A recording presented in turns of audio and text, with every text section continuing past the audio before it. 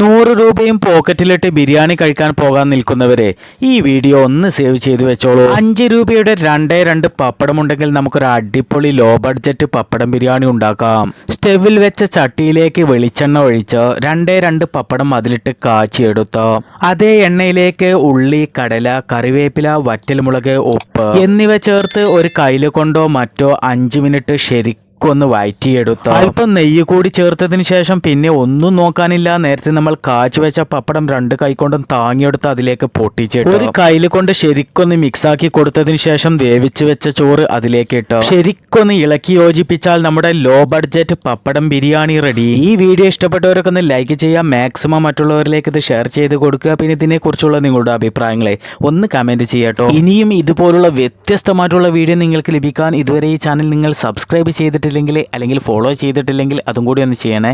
Thank you for watching.